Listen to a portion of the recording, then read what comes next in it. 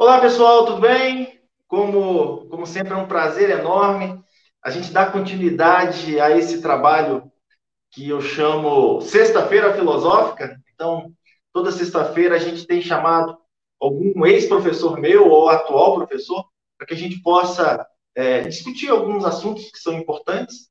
Hoje eu estou aqui não ladeado, né? Porque a internet, o Covid, infelizmente, está nos obrigando num afastamento, mas eu estou dividindo aqui a tela hoje com o meu querido professor, o Abdala. Talvez eu acho que eu já cheguei a te falar, né? Você foi um dos professores que mais marcaram a minha vida, professor. Você não tem noção. Inclusive, a minha dissertação de mestrado, olha que ironia do destino, eu fiz uma pós-graduação contigo, uma aula, você falou um assunto e deixou a pergunta no ar, e essa pergunta virou a minha problemática, a minha questão problema, e eu tentei responder na minha dissertação de mestrado. Então, hoje, eu estou mais que satisfeito, estou muito contente de tê-lo aqui comigo, ter aceitado o convite, e hoje a gente vai falar um pouco sobre a vingança de Gaia, né? Então, professor, faça uma breve apresentação do senhor, fale quem é, o que você faz, para quem está assistindo. É, Boa noite, eu estou tentando aqui localizar. É isso aqui? Isso. Tem Só mesmo? compartilhar. Já Oi? está online. Espera aí, deixa eu só visualizar aqui, mas está online já, não? Você não me achou, não? Não, eu achei. Deixa me ver como é que eu faço. Eu tenho que visualizar no Facebook ou no stream? Ah, não, no Facebook. Espera aí, deixa eu só liberar aqui para todo o público. Vai, você me achou agora? Eu estou na sua página, mas eu não estou vendo a imagem Então ainda. eu estou ali dela. Dá um Oi? F5. Dá um F5? F5 aí, professor. É, Coloquei. pronto. Pronto. Atualizou? Já. Apareceu?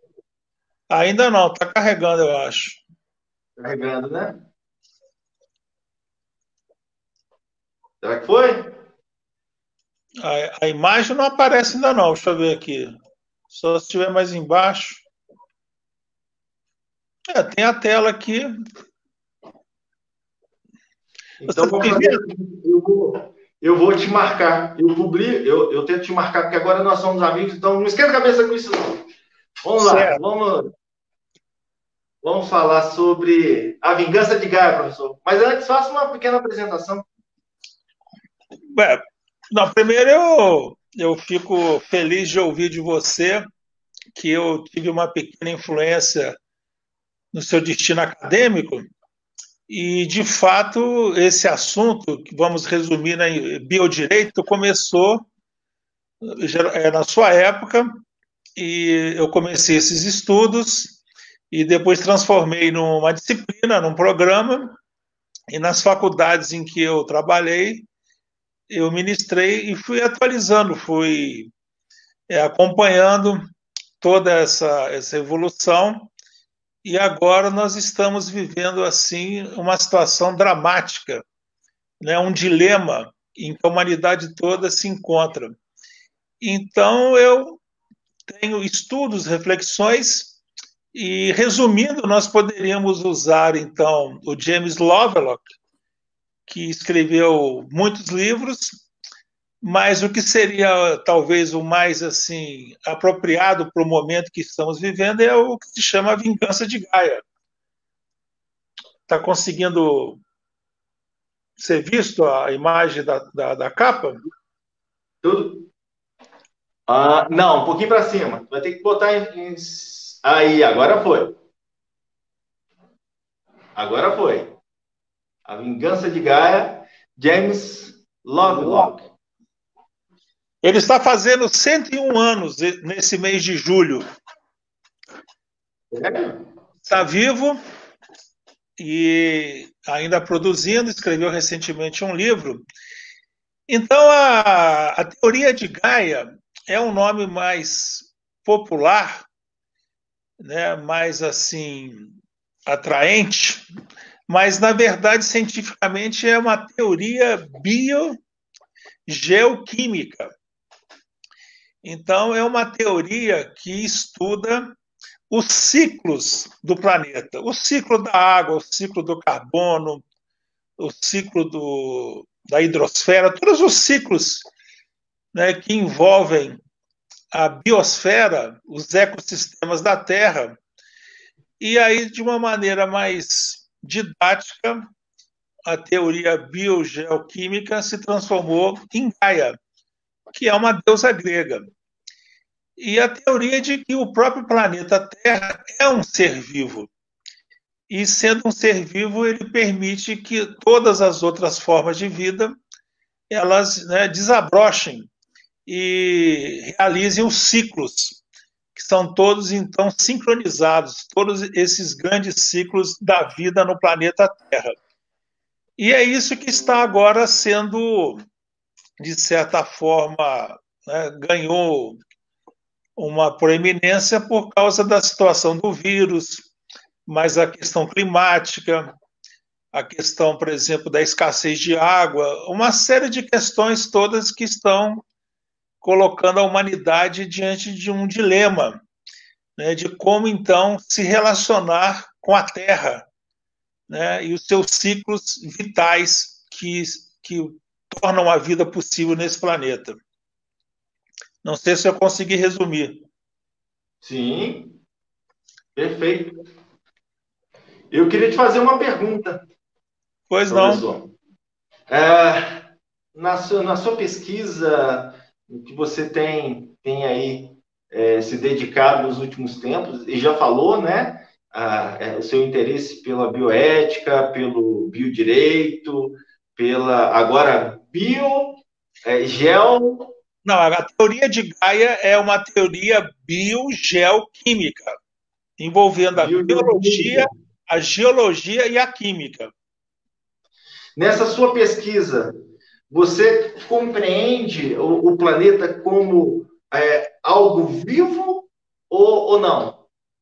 Sim, eu acompanho essa teoria que foi feita por ele e por uma grande química, cientista, Lynn Margulis, que tem também várias obras no campo da microbiologia, no campo da ecologia, e foi casada com um grande astrônomo divulgador de ciência, Carl Sagan.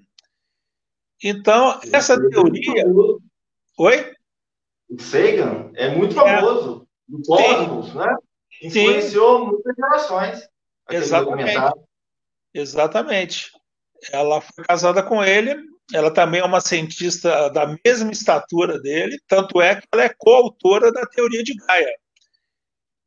Mas o nome do James Lovelock é que aparece mais vinculado à teoria. Mas não podemos esquecer da grande Lynn Margulis. E é tão simples assim a imagem que você vê como a Terra é um ser vivo, que basta você, né, colocar uma semente na Terra e aí várias formas de vida surgem, né, resplandecem numa interação que nos deixa sempre assim admirados com a perfeição das florestas, né, dos vegetais, de todas as formas, né, naquele ciclo contínuo. Então, a Terra é um ser vivo. E por que o James Lovelock chamou o livro dele de Vingança de Gaia? Porque ele entende que a Terra pode reagir à atitude ou ao comportamento humano que coloca em desequilíbrio os ciclos que eu mencionei. Porque o que a teoria dele diz é o seguinte: a teoria biogeoquímica é que todos esses ciclos eles estão em homeostásicas, em equilíbrio, permitindo que essas coisas, então, né, estejam o tempo todo indo e vindo de uma maneira equilibrada. Como há uma hipótese de que o ser humano está desequilibrando esses ciclos todos, o James Lovelock entende que a Terra pode nos atingir, né, curar-se de nós, né, porque nós podemos estar afetando esses ciclos vitais que tornam a vida possível no planeta. Então, se você pegar os ciclos nós estamos, por exemplo, passíveis de sofrer problemas, né, decorrentes do ciclo, e o mais grave dele são as tectônicas das placas, né, a deriva dos continentes, coisas que podem serem assim deflagradas, né, pelos sistemas de equilíbrio da Terra para remover o fator que está desequilibrando. E o grande fator somos nós, os seres humanos, que estamos agora sendo chamados da fase antropocena, né? Quer dizer, o ser humano é uma espécie que está influenciando no equilíbrio dos ecossistemas, na biosfera, né? Que compreende todos os ecossistemas do planeta. Então, ele considera que a Terra pode se vingar e nos, né, extinguir do planeta para ela se restabelecer nos seus, né, todas as suas dimensões de equilíbrio. É uma situação bastante delicada. Até filosoficamente falando, professor, vou até fazer uma parte aqui daquilo que eu tenho estudado hoje em dia. Depois que eu fiz o mestrado, eu voltei para a carreira, né, para as cadeiras da Universidade Federal, e hoje eu estudo filosofia, eu faço filosofia pura, além da minha profissão como advogado, né? Sim. E essa parte é uma parte que muito me interessa, porque tanto é que a minha dissertação de mestrado ela foi atrelada à bioética, né? Essa visão, o princípio responsabilidade de Hans Jonas, né? Que ele vai, que é um marco. Hans Jonas ele é discípulo de Heidegger e ele tenta dar uma nova visão a esse movimento que surgiu no século XX. Ele tinha suas divergências bastante com relação a Heidegger, mas ele é influenciado por Heidegger e ele tenta responder no princípio de responsabilidade uma pergunta que é muito capciosa, né? Que é a pergunta leibniziana, porque há algo no lugar do nada. E ele vai chegar aí a um neologismo, se a gente pode dizer assim, mas ele dá uma nova interpretação àquele imperativo kantiano, e aí que eu acho que é interessante, que é aquela máxima, né? Faça com que a máxima da sua ação sirva como lei universal, e ele fala, olha, faça com que a máxima das suas pesquisas não coloque em risco a vida autêntica na Terra. Então, ele dá essa visão e é um marco importante para isso. Em contrapartida, né, professor, tem alguns aí que defendem até que até mesmo, e essa é uma pergunta que eu vou trazer também, mas que não é para ser respondida agora, é que a gente já parou para pensar que hoje o que prevalece é que os átomos são o que nos formam.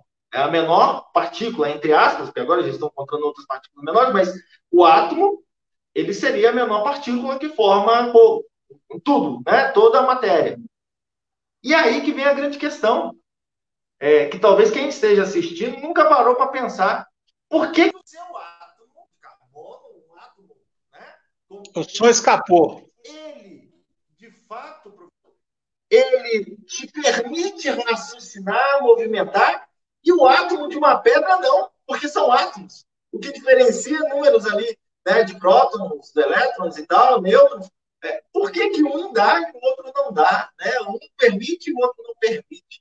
Então, será que a Terra não seria todo um contexto, todo um conjunto mesmo que permite, aí, que é vivo? Para alguns até seria Deus, a natureza seria o próprio Deus. Sim. Aí eu tenho mais uma pergunta, professor. Sem querer roubar muito, porque é o artista principal. Fique à vontade. Como que funciona essa Gaia? Pois a teoria de Gaia é uma simplificação de ciclos, tá certo? De grandes ciclos da água, do ar, tá certo? São grandes ciclos. Você imagina o oceano todo na Terra se movimentando em ciclos que duram muitos anos. Então, todos esses ciclos, eles seriam, assim, exatamente a manifestação da vida. Por quê? Porque eles propiciam, por exemplo, no oceano, a vida marítima, propicia, por exemplo, essa relação entre a água, o sol para, por exemplo, a vida vegetal e animal. Então, é uma complexidade que impressiona quando você para pensar.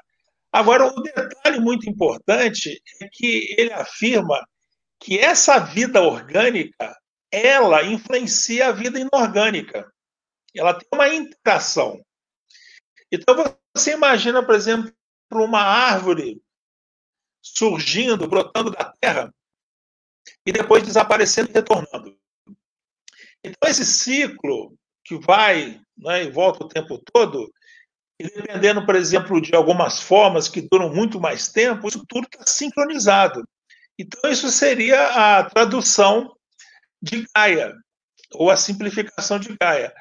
Ou seja, tudo está intimamente integrado numa totalidade onde tem que haver o equilíbrio. Se algum fator desequilibrar, então esse fator pode ser removido. Há alguns que estão dizendo que esse coronavírus que está causando isso seria uma reação de Gaia ou da Terra contra o que os seres humanos estão fazendo nos últimos, né, vamos botar aí nos últimos 200 anos, pegar da Revolução Industrial. Ou seja, nós estamos destruindo os ecossistemas, estamos inviabilizando a sobrevivência de muitas espécies, outras estão sendo extintas, milhões estão sendo extintas, né? As abelhas estão, né, a população de abelhas está sendo reduzida de uma maneira drástica e dramática, afetando a polinização. Então, Gaia pode estar, assim como nós, né, podemos reagir a uma gripe, a uma doença, nossos anticorpos reagem, né, é um mecanismo de defesa, a Terra também tem o seu mecanismo de defesa. E esse mecanismo está voltado, talvez, contra nós. Então, se esses ciclos ficarem afetados, nós teremos, e o James fala isso, nós vamos ter, por exemplo, assim,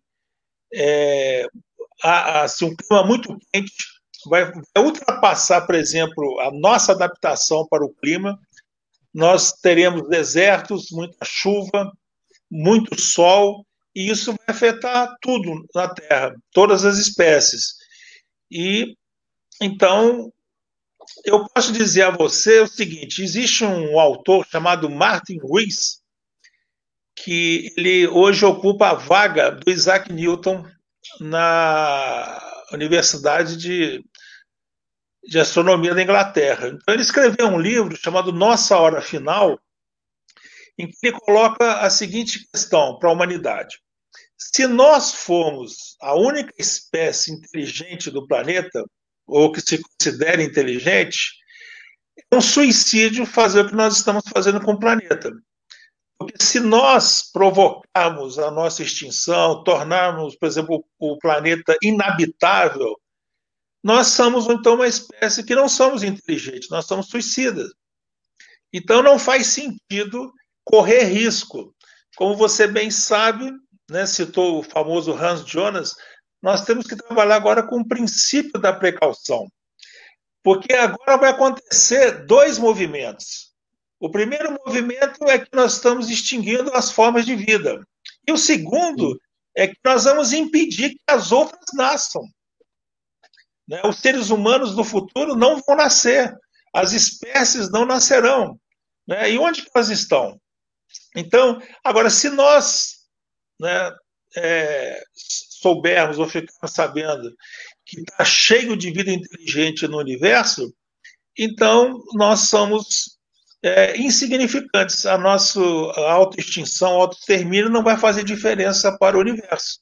Vai apenas atestar que nós, como dizia um escritor, o Saramago, nós não merecemos a vida.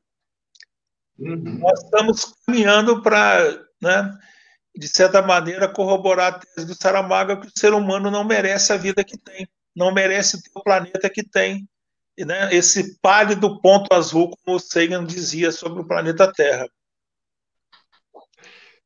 Concordo. Inclusive, professor, o senhor falando, né, desse problema do futuro e o que a gente vai ter, né, quais são as perspectivas. O próprio Hans Jonas, no princípio de responsabilidade, ele vai falar da heurística do medo. O que é isso, né? A minha interpretação sobre o que ele queria. Dentre todas as alternativas, todas as possibilidades que estão colocadas ao nosso dispor, será que não seria prudente a gente tomar cuidado com que as nossas condutas, o que a gente tem feito, né? Esse é um grande problema. E aí eu tenho uma pergunta para fazer. Já entendi, né? O que vem a ser esse sistema e esse pensamento dessa obra do autor. Eu já entendi como que Gaia funciona, um pequeno tratado do descrescimento sereno, heurística do medo aí, ó. Só que aí eu tenho uma pergunta. Quais são, então, essas perspectivas que a gente vai ter aí para o planeta? Por mais que quem eventualmente, né, vá assistir ou esteja assistindo essa live, é um assunto que já há algum tempo tomou importância e mais, talvez nesse período de coronavírus que a gente está enfrentando, a gente está vendo esse problema do isolamento social, e eu não gosto desse termo, eu falo afastamento, porque nós estamos afastados, nós estamos isolados, muito pelo contrário, a internet está provando aqui que a gente está cada vez mais próximo, né, professor? Mas nesse período a gente tem que começar a pensar, olha, quando a gente ia né, prever que 2020 ia ser um ano que não existiu. É um ano que a gente está parado, por quê? Porque tem um vírus ali fora que está matando todo mundo, né? Está matando muita gente e vai matar muita gente. E, ao mesmo tempo, a gente não tem reação, a gente não tem como, não tem o que fazer, é só esperar. Né? E aí eu te pergunto, quais são as perspectivas, professor? O que o senhor acha, pela sua leitura, pelo tema que a gente está discutindo? Eu sempre gosto de apresentar, né, as duas possibilidades, resumindo para duas. Então, se você pegar todos os autores, por exemplo, James Hansen, que era um cientista da NASA que estudava Vênus, escreveu um livro, Tempestade para os Meus Netos, quando ele se deu conta que não tinha que estudar a Terra. Então, ele escreveu um livro que começou a colocar essa discussão. Então, ele estabeleceu, por exemplo, um teto, que chama 350.org. É a emissão de dióxido de carbono, né, na atmosfera terrestre. Então, esse 350 ppm, partícula por milhão, significaria um teto máximo da poluição que nós estamos provocando na Terra. E nós já passamos desse teto. Então, as duas discussões, ou as duas possibilidades, é a seguinte: primeiro, saber se nós passamos no ponto de irreversibilidade. Ou seja, se alguma coisa que nós pudéssemos ainda fazer para reverter ou para paralisar, tá certo? Tudo que está sendo movimentado, né, pela nossa atuação, se seria possível fazer isso. Então, eu até acho que eu mandei para você o Aurélien Barral, um professor de filosofia e astrônomo francês, escreveu um livro chamado Agora. Então, ele está dizendo o seguinte: em relação a essa pandemia, nós temos que agora mudar todo o estilo de vida ocidental. O nosso modo de relacionar com a natureza, o nosso modo de, por exemplo, exercer a economia. E, segundo ele, não dá mais para voltar a ser o que era. Então, quem pensa, segundo o nosso filósofo francês, que é possível voltar à velha vida, tem que pensar o seguinte: não é mais possível, segundo essa visão dele. E o James Lovelock também acha isso, que nós já ultrapassamos o ponto de irreversibilidade. E aí você me fez uma pergunta, né, depois da estação final, né, você me colocou, então a resposta seria o seguinte: teríamos que nos preparar para sobreviver, preservar o que nós conseguimos em termos de ciência, de civilização, de cultura, e nos adaptar para um cenário hostil, né, inóspito, em que as condições de vida vão ficar muito difíceis e muitos vão de fato, ser atingidos brutalmente. Né? Nós já temos aí os refugiados ambientais, já tem algum tempo que massas humanas têm sido deslocadas, né, do seu local de origem, indo não se sabe para onde, né? A imprensa não dá essa posição. Então, segundo essa vertente, nós teríamos que nos preparar para agora um mundo que vai ficar hostil. Isso se não promover a nossa extinção da espécie humana. Outros ainda acham, tem os que acham que isso é alarmismo, que isso é uma forma qualquer aí de dominação, e acha que vai ter uma saída, como, por exemplo, a inteligência artificial, a robótica, algumas formas, né, em que os seres humanos seriam, de certa forma, eles virariam assim uma espécie de ciborgue humano.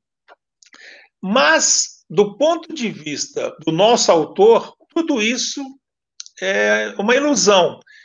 Não temos como espécie criada, por exemplo, com carbono, né, com DNA, não há outra possibilidade a não ser termos um planeta como a Terra que permitiu a vida.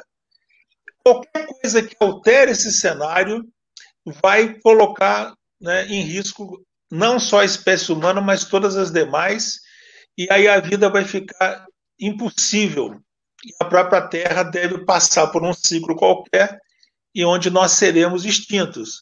Veja você que curiosidade, os dinossauros ficaram 200 milhões na Terra e nós não temos ainda nem 1 milhão à nossa presença. Quer dizer, os dinossauros eram considerados, né, animais muito selvagens, muito violentos, e nós, com toda a nossa tecnologia, não chegaremos ainda, né, a quase nada da existência do planeta. É um grande paradoxo. Eu tenho pesquisado a neurociência, claro que eu posso até confirmar, professor, mas alguns dizem que o Homo sapiens sapiens, ele está na Terra, claro que pode confirmar isso, eu até vejo aqui, mas cerca de 70 mil anos só. Então, assim, muito pouco. O Homo sapiens sapiens, né? Tem essa... modalidade há mais tempo. Mas a gente está muito pouco tempo, e de fato, a gente modificou. Né? Eu acho que de todos os animais, o ser humano é de fato o que modificou o ambiente a seu bel prazer. Né? Ele não modifica o ambiente simplesmente pela sua necessidade, mas ele modifica também o ambiente por causa da sua estética, por causa da sua vontade, por causa da sua raiva. Né? Eu posso criar e destruir ao mesmo tempo, simplesmente porque eu quero. Então, esse é uma questão que a gente tem que levar em consideração, até mesmo para o próximo, para o futuro, né? Agora, uma coisa que o senhor acabou de falar, e que me deixa um pouco temeroso, eu não sei quem vai assistir ou quem está assistindo, já para pensar, aquela distopia que todo mundo fala, né? Aquele Black Mirror, que vai trazendo algumas questões assim que você fica pensando, nossa, mas será que vai ser assim realmente ou não vai? E aí eu tenho uma pergunta para te fazer. Na sua visão, então, professor, quais são as previsões para esse século XXI? O que você acha, de fato, como que a gente vai viver daqui para frente? Eu acho que é até um capítulo do livro, né? Oi, Pois é, olha só, nós temos, como eu disse, no meu curso de Biodireito hoje na Universidade Federal, eu tenho mais de 100 autores, e são autores que são de ponta. Quase todos foram, por exemplo, afastados, tá certo? Ou da NASA, ou da universidade, quando começaram a fazer as advertências. Esse aqui, por exemplo, que é um livro de um francês baseado num romeno que dava aula nos Estados Unidos na década de 60, chama Georgescu. Esse romeno disse na década de 60 uma coisa simples de ser entendida. A natureza é o limite da economia. Não é possível ter uma economia infinita num mundo finito. É uma equação simples de entender, não tem dificuldade. Só porque ele falou isso, ele foi banido da academia e hoje os estudos dele estão sendo retomados porque ele falou o óbvio. E nós, por exemplo, sabemos hoje que desde 2008 o número de seres humanos na Terra ultrapassou a capacidade da Terra nos alimentar. Nós precisaríamos hoje de 2 planetas Terra para tudo que estamos consumindo, devorando. Então, nós já estamos fazendo com que a Terra esgote. Nós não permitimos que os ciclos dela, de produção da vida, de produção dos alimentos, tenham, né, aquele caminho que a natureza já estabeleceu há milhões de anos. Nós interferimos nesses processos que a Terra tem de se recompor. A gente não permite, o tipo de concepção que nós temos não permite que a Terra se recomponha. É uma voracidade, né? É uma forma de resolver que esgota, né? De certa maneira, esgota, polui, envenena. Por exemplo, existe um livro no meu curso que chama Futuro Roubado. É um livro que se baseou na Primavera Silenciosa, da Rachel Carson, que identificou a poluição por os agrotóxicos na década de 60 na Inglaterra. Se chama Primavera Silenciosa porque os passarinhos emudeceram, acabou o canto dos passarinhos. Foram examinar, então, os pesticidas eliminaram grande parte, então, dos pássaros naquela época. Ela escreveu um livro clássico da década de 60, que na época foi tratado com descaso, como uma coisa de hippie, alguma coisa assim.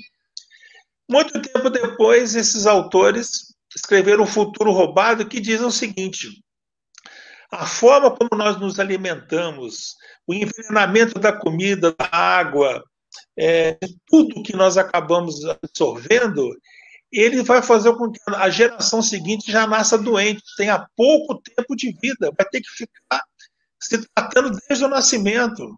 Há uma série de questões, né, que a saúde hoje está afetada. Então, o nome do livro, Futuro Roubado, quer dizer, quem nascer vai viver uma vida miserável, doente, né?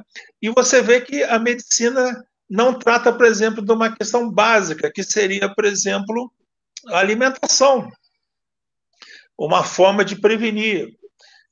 Então, tudo que sai do receituário que está aí, por exemplo, hegemônico, é considerado um descaso. Então, o que nós temos que fazer é repensar a nossa civilização. O que estamos fazendo com ela, o que estamos fazendo com a Terra, e o que acontece? Nós não temos mais tempo. Essa geração que você já representa, que é uma geração, inclusive, brilhante, vocês são a última geração que receberam essa missão de equacionar isso. A geração dos filhos de vocês, né, já vão provavelmente sofrer assim, seríssimas consequências se não formos capazes de equacionar o que está acontecendo agora. Então, todos os autores que, por exemplo, a gente tem, pessoas sérias, cientistas, né, do mundo inteiro, e você pegando, eu gosto de falar o seguinte, eu gosto de fazer um estudo longitudinal. Nós estamos num mundo que tudo é para já, 5 minutos. Não adianta. Pega, por exemplo, a talidomida. Você lembra da talidomida? Não.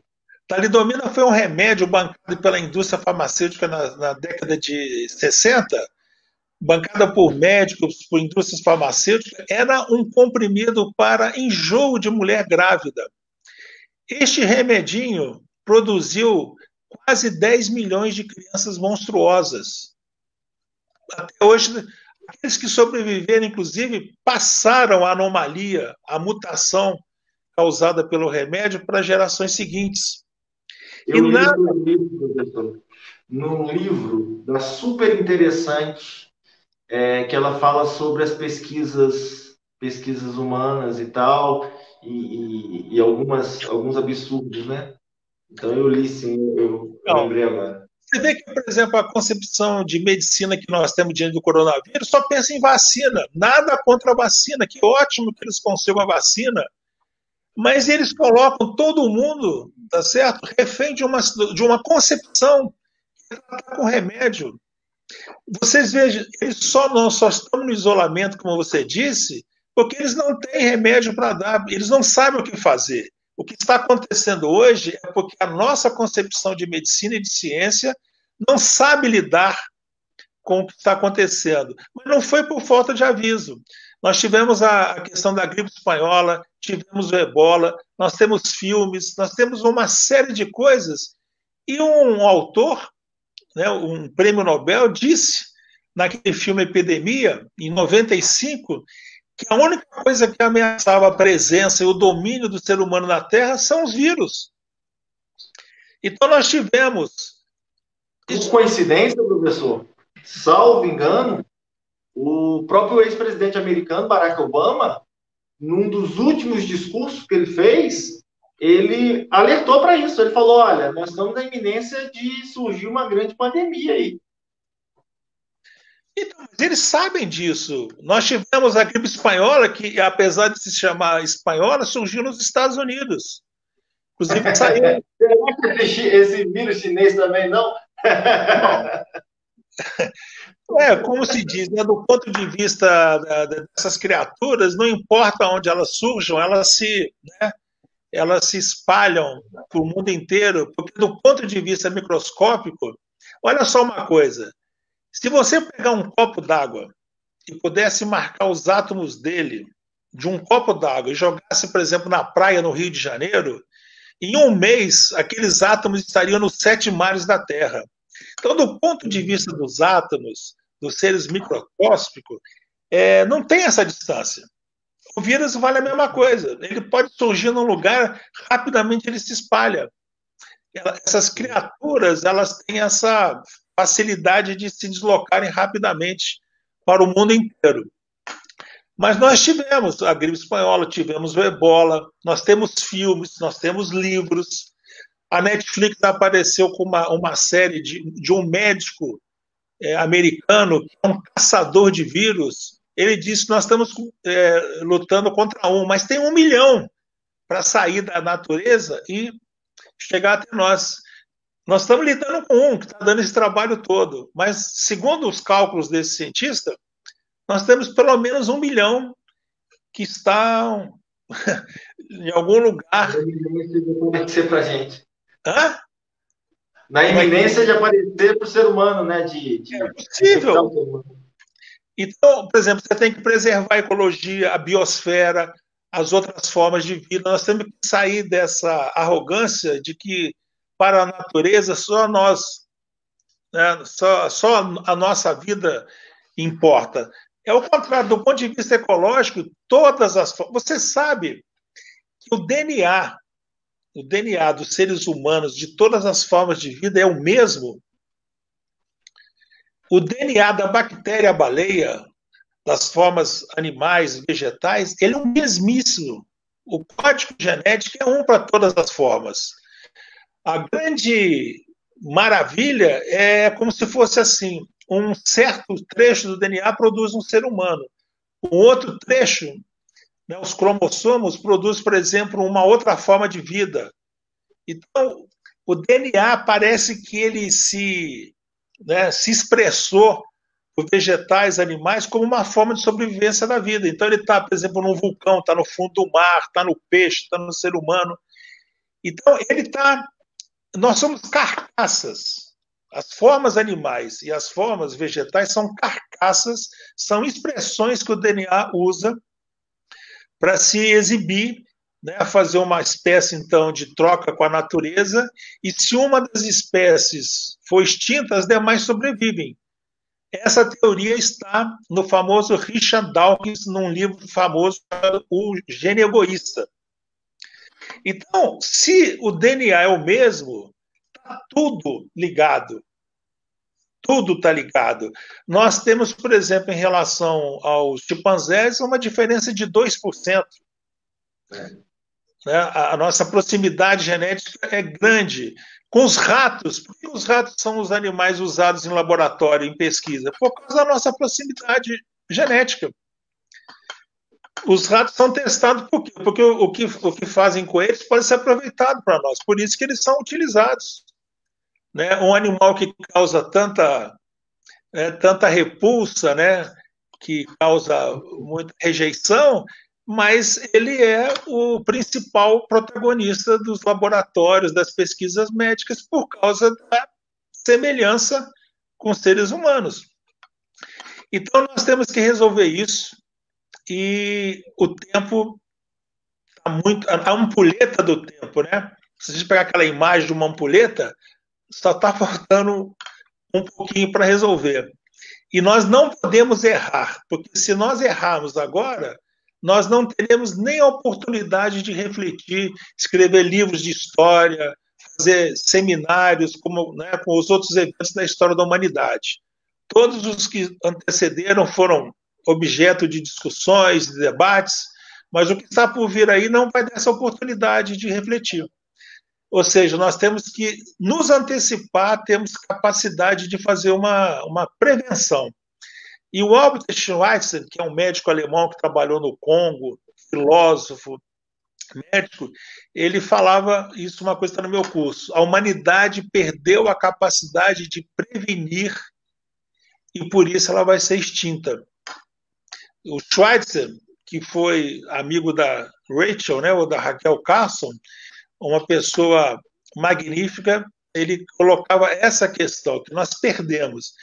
Não sei se você se recorda, naquela famosa tsunami lá na Indonésia, teve uma particularidade que pouca gente deu atenção. A particularidade foi a seguinte: quando 2 dias, 3 dias antes de acontecer aquilo que matou mais de 200 mil pessoas, os animais das ilhas entraram em pânico.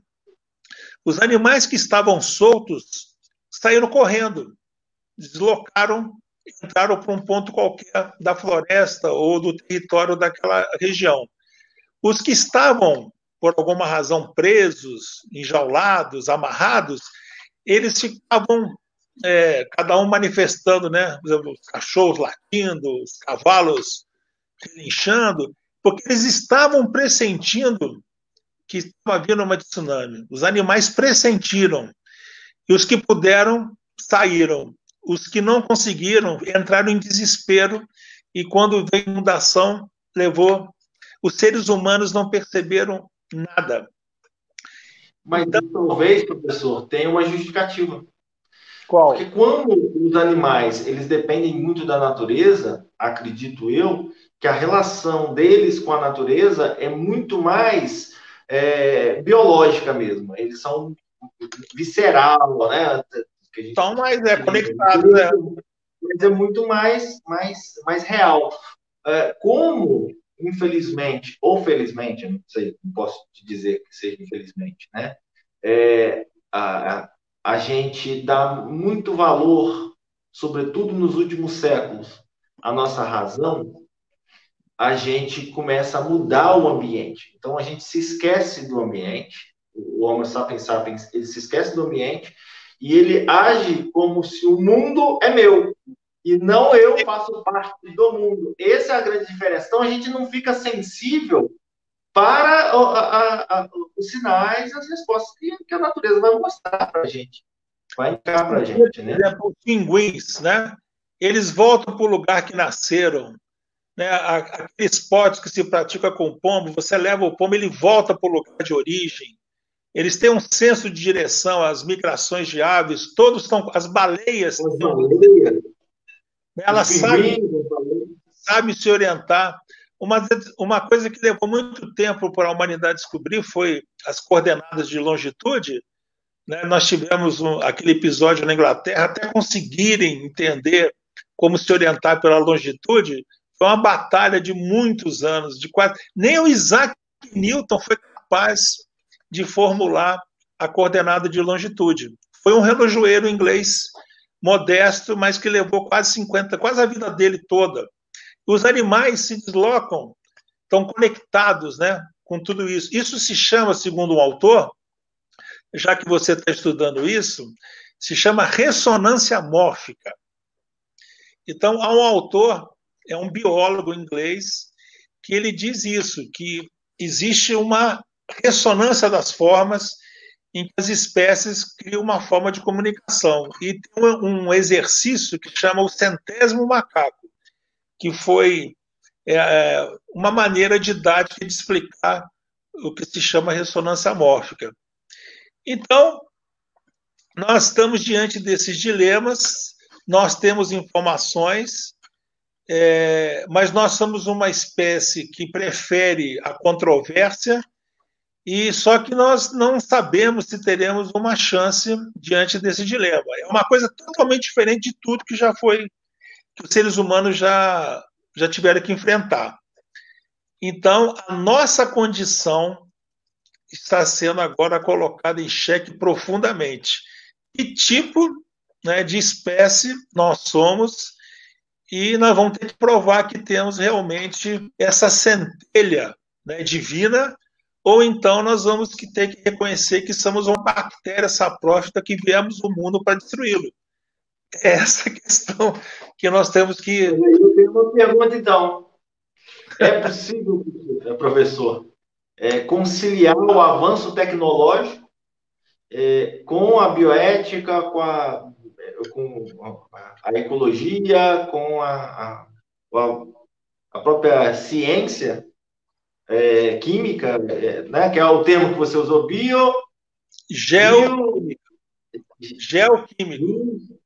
Biogeoquímico. Não, a questão agora não é se é possível. Isso é uma imposição, isso tem que ser feito.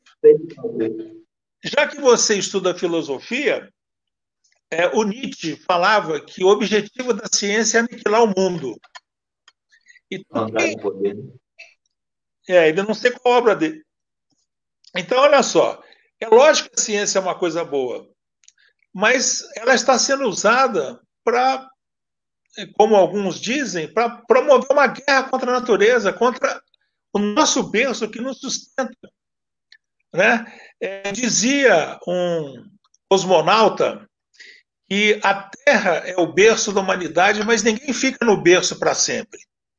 Então, é da vocação, por exemplo, de espécies inteligentes sair do planeta, né, singrar pelo seu sistema solar. Então, eles chamam de civilização tipo 1, tipo 2, tipo 3. A tipo 1 fica no seu planeta.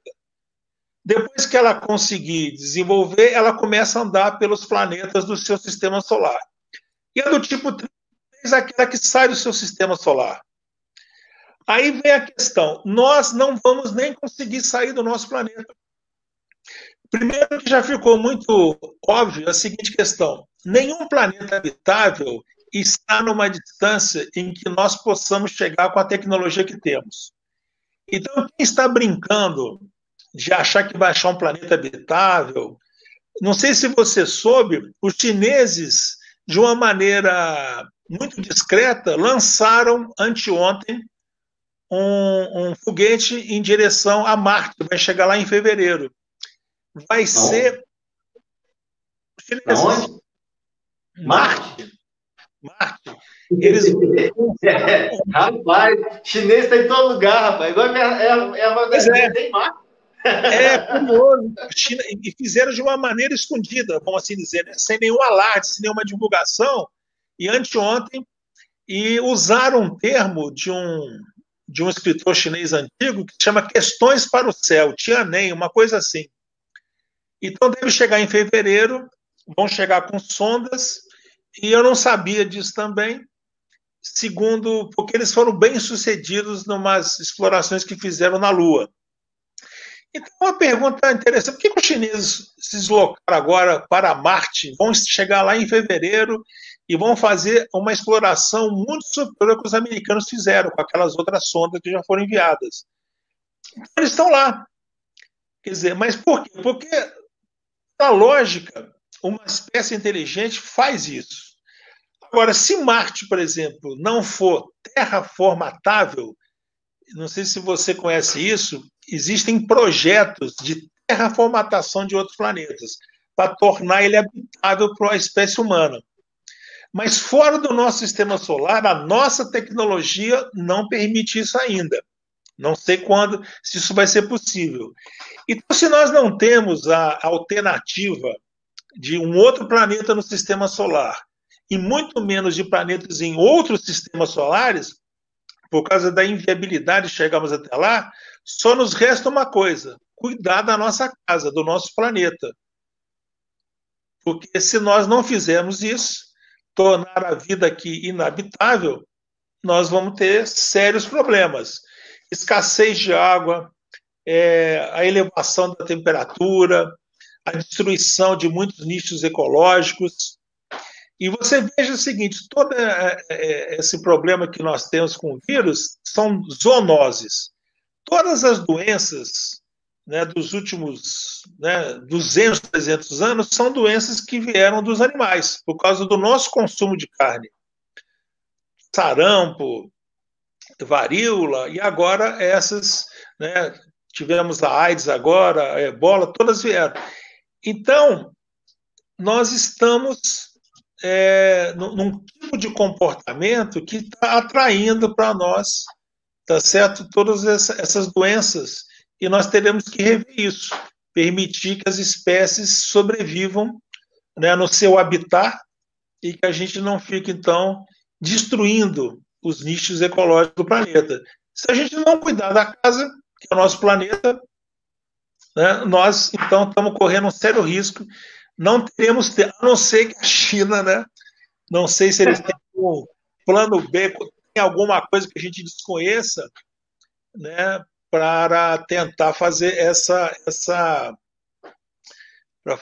viagem, né, que foi feita às escondidas, pelo menos na opinião pública mundial. Mas depois você pode verificar que já está a caminho de Marte uma missão chinesa que deve chegar lá em fevereiro. Professor, antes de eu partir para a minha última pergunta, elogio sempre é bom, né? E as pessoas estão comentando aqui na nossa live, só para que tenha uma ideia, são 5 comentários, 15 compartilhamentos, 11 curtidas, ou seja, está bombando o negócio. A Carla, a doutora Carla, falou que adorava suas aulas. Eu também. Então, são 2, né? O Jorge Antônio, Tony Nobre Oliveira, ele falou: um prazer compartilhar de um debate brilhante sobre um tema que será o objeto de estudo e evolução científica para a garantia da vida na Terra como conhecemos. A Cláudia Vieira Campos falou: excelentes reflexões. E o Jorge falou novamente: a contaminação da água em grande escala vai exterminar a humanidade.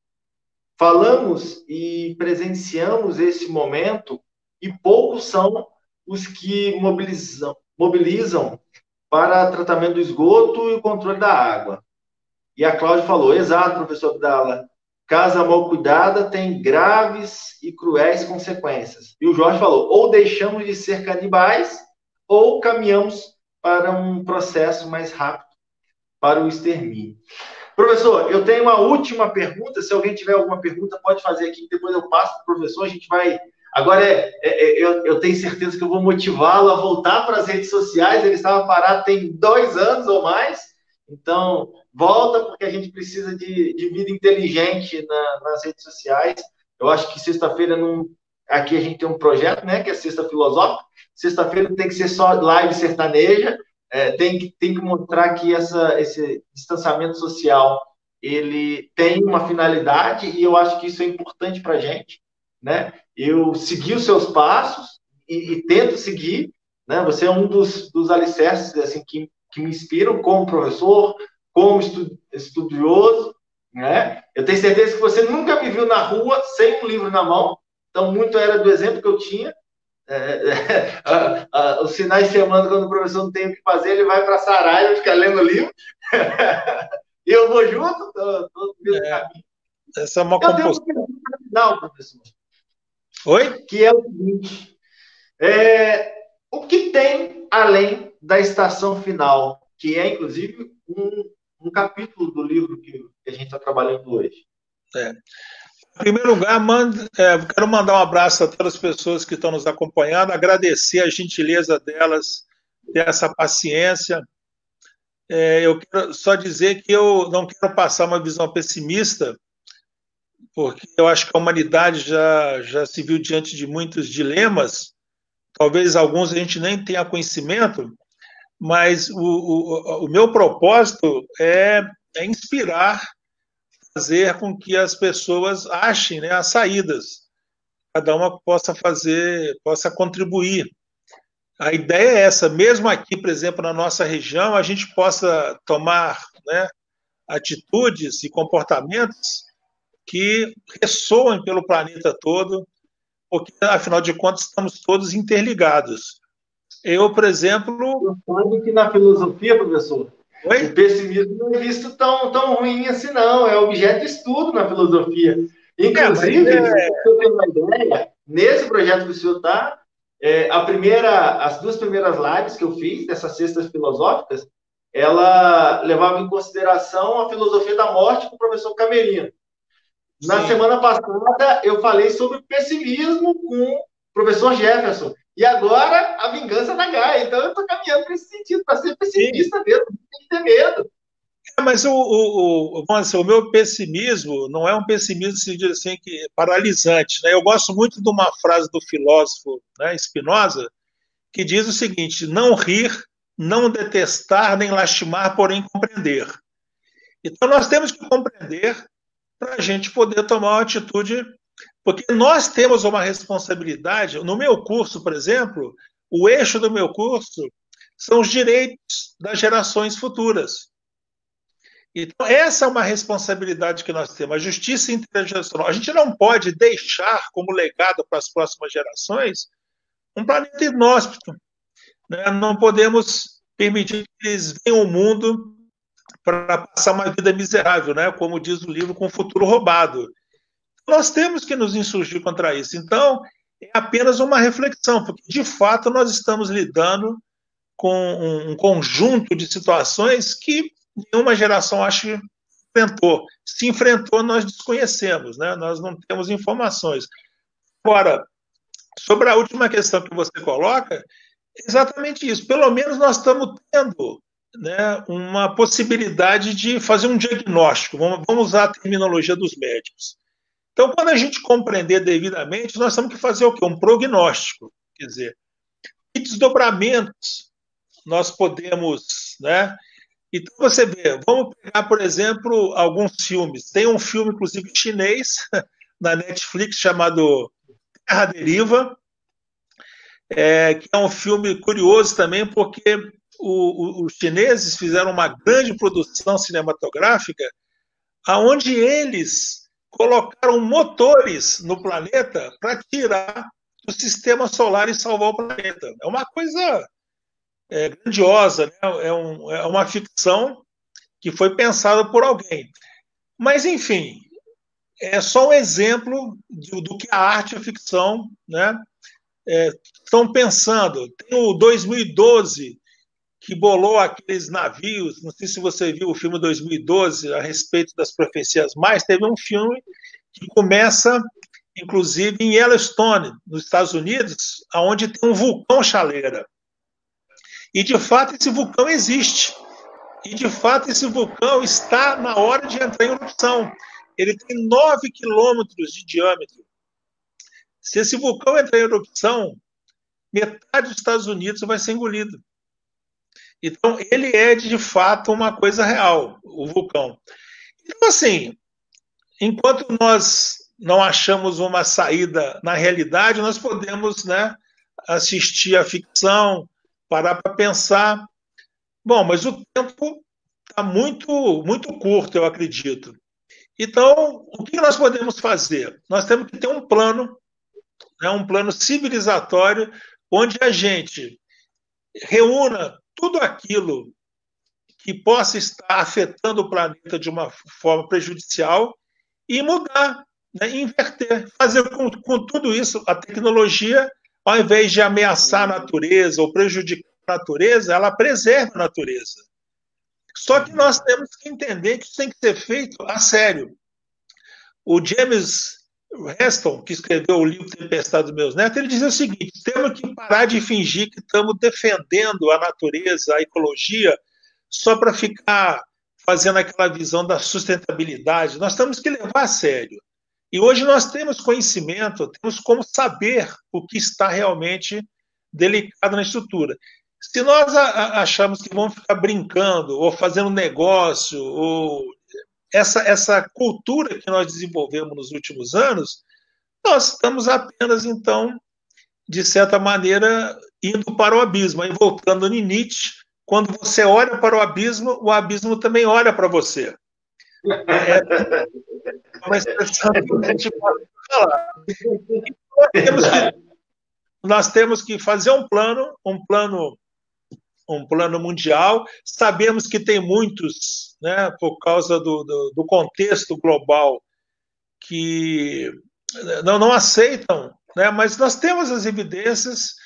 Nós, por exemplo, no começo do ano, nós tivemos escassez de água. São Paulo, Rio, Belo Horizonte quase ficaram sem água. Depois veio a chuva. Lembra, no começo do ano? Belo Horizonte parou por causa da chuva. A quantidade de água que desceu fez paralisar tudo. Então, se você unir isso tudo, se, por azar, como diz o Martin Rees, essas coisas acontecerem simultaneamente, aí nós não vamos ter... Porque nós temos agora gafanhotos lá no sul do Brasil. Né? Os gafanhotos estão chegando aí, parece agora já uma praga egípcia, né? Então, as coisas estão acontecendo. É pior. É Paraguai, é pior. Pois é, Paraguaia. O problema é essas coisas, como o Martin Rees diz, acontecerem simultaneamente. Né? Se vier um coquetel, tudo junto, né? Então, nós agora estamos desafiados enquanto espécie humana e vamos ter que ter capacidade de passar isso, sobretudo porque eu gosto muito de uma visão na filosofia. A sociedade humana, ela é, né, um congraçamento entre os mortos, os vivos e os que estão por nascer. A dinâmica da sociedade humana é isso, é uma relação de mortos, vivos e os que estão por nascer. Se a gente não compreender isso, não entender que o respeito aos mortos, né, e a valorização dos que vão nascer e a nossa própria existência só tem sentido quando a gente é esse elo de ligação. Porque se nós pensarmos o seguinte, e se os humanos não nascerem mais, né, não existirem, são os instintos que estão aqui e os que estariam para surgir não surgirão, não nascerão. Então nós estaremos realmente num paradoxo, uma espécie que se arroga ser inteligente, que produziu uma ciência, onde muita gente, né, faz essa admiração, tornar a vida impossível ou extingui-la do planeta. Então, temos que fazer um plano e equacionar essas variáveis.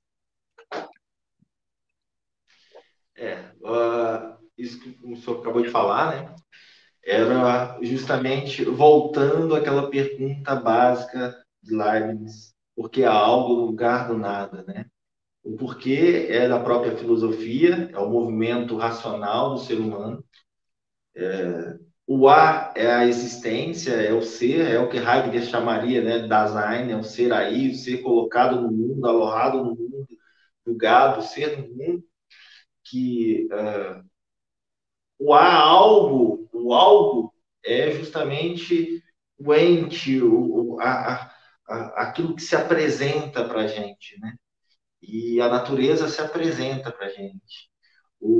A grande questão de Heidegger, ele vai falar justamente isso, que o Dasein, o ser, você enquanto homem, você não pode se definir, porque se você se definir, você vai ser um ente, vai ser mais um.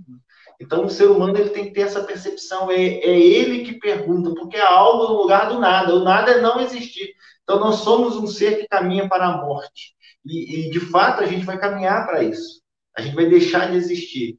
Só que agora ou depois, né? Porque todos os seres, em um determinado momento, ele deixa de existir, ele muda completamente suas características. Nós somos uma mutação genética, nós somos uma alteração. E uma coisa que o senhor falou, que eu acho que é extremamente importante aí, é você ter essa consciência e esse medo, né? O que é o do futuro, né? É isso que gera a vida autêntica. É uma vida que a gente percebe que a gente é um ser finito, que a gente vai morrer. E é justamente tendo essa noção que a gente faz as coisas, né? E olha o medo, a gente está em casa, porque a gente está morrendo de medo de um vírus que está ali fora, a natureza que está, de certa forma, se vingando da gente. Então, assim, eu estou extremamente satisfeito, professor. Eu só tenho a agradecer a ter uma pessoa aqui, o Alexandre, lá da X Trabalho, deu parabéns. Estamos evoluindo ou só consumindo? Então, isso daria uma outra live, né? Não estimula, não, senão vou começar a fazer live toda sexta-feira com o professor Abdala. E tem a Cláudia, ela perguntou que curso é esse. Então, provavelmente ela deve estar falando do seu curso na Universidade Federal, mas é um curso para os alunos mesmo, né?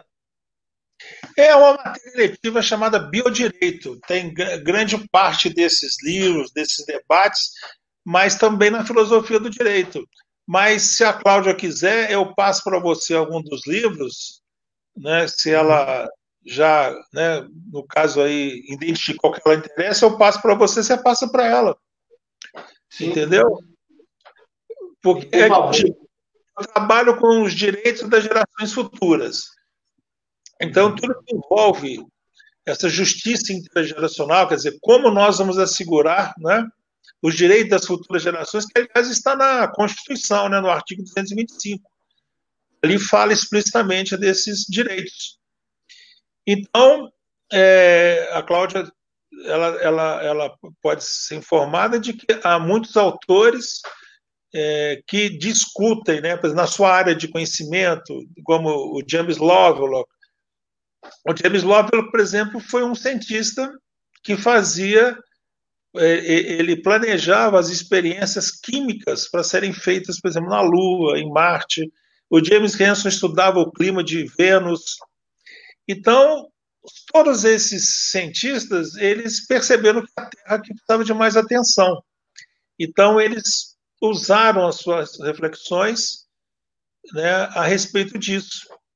Então, tem uma série de obras. O Futuro Roubado é um livro muito importante sobre o que chama de sinergia química, porque toda essa química que está, por exemplo, né, nos alimentos, nos remédios, nos produtos de limpeza, tudo isso cria uma sinergia e funciona como se fosse hormônio.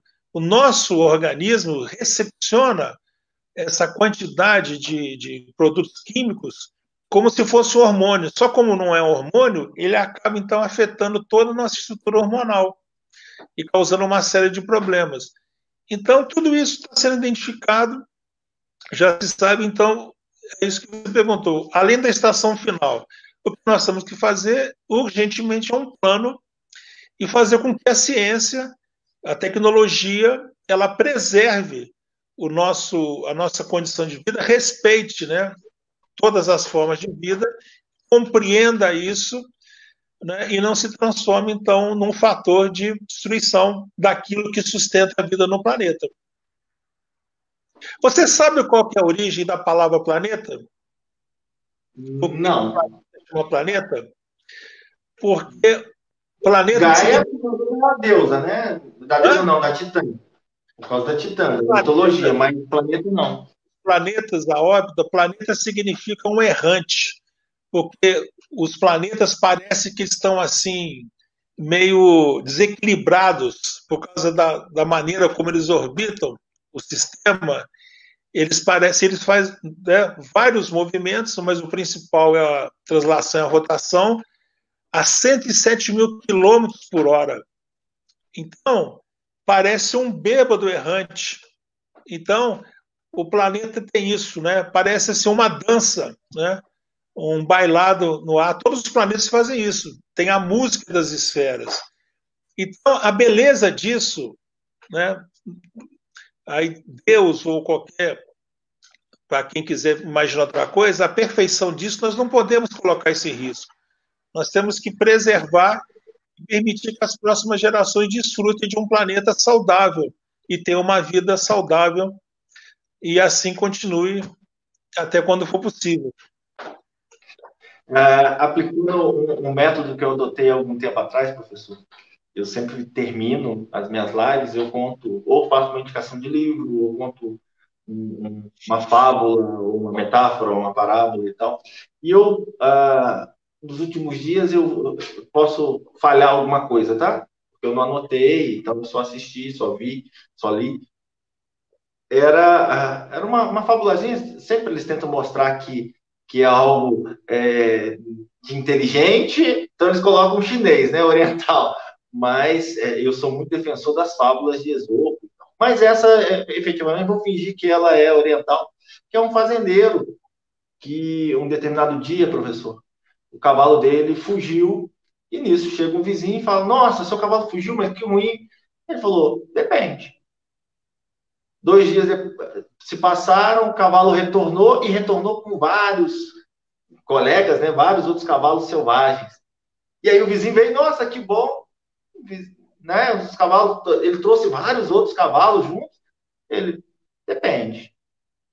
O filho desse fazendeiro foi adestrar o cavalo e ele caiu, quebrou a perna. E aí chegou o vizinho e falou, nossa, mas que ruim, seu filho quebrou a perna. Ele falou, depende. Alguns dias depois, estourou uma guerra e o exército veio para buscar o filho dele, só que como o filho estava acamado, o exército não pôde levá-lo, e o vizinho chegou e falou, não, mas que bom, seu filho não pode ir. Ele falou, depende. O que eu quero passar com essa fábulazinha, né? Chega a ser uma fábula, mas é uma parábolazinha.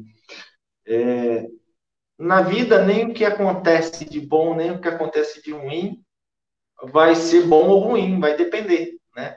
E a gente está caminhando para isso. Eu acho que, justamente, o futuro tem que ser previsto. O futuro, a gente está caminhando para o futuro. E agora, será que esse momento que a gente já está vivendo é ruim? Depende. Depende do que você faz da sua vida, né? O mundo está aí e para quem é igual a minha tradição filosófica, acredita que o ser humano, ele é o ser humano porque ele sabe se adaptar. E a gente vai ter que saber se adaptar para o futuro. E eu espero que seja um futuro melhor do que o nosso passado, do que o nosso presente.